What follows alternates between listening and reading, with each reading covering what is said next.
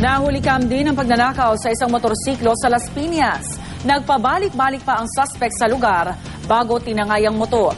Narito ang unang balita, special assignment.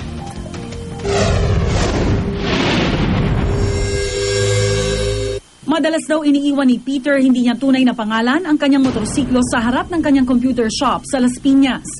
Pero kapag nagtatagal siya, ipinapasok niya rin ito sa loob ng kanyang shop. Pero noong 25 ng Oktubre, alas 11 ng umaga, napatagal siya sa loob. Nagdagsaan daw kasi ang mga estudyante sa kanyang shop, kaya't hindi ito nakaalis agad. Pero siniguro daw ni Peter na safe naman niyang ipinark ang kanyang motorsiklo.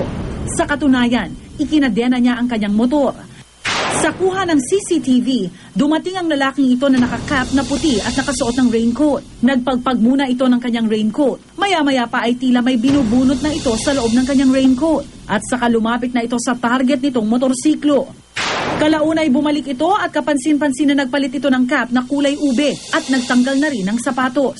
Nagpabalik-balik muna ito sa lugar, sabay lapit sa target ng motorsiklo. Sumakay at mabilis na tumakas. Napansin na lamang ni Peter na nawawala na ang kanyang motor matapos nang hindi maaninag ang kanyang sasakyan sa CCTV monitor sa loob ng kanyang shop. Hindi na nahanap pa ng pulisya ang motor ni Peter. Kaya para makaiwas na maging biktima ng motor napping, payo ng pulisya. Dapat may nag-hire kayo ng mga kung pwede, mga lookout, mag-employ ng mga security guard, kung kumikita naman yung negosyo. Importante pa rin yun.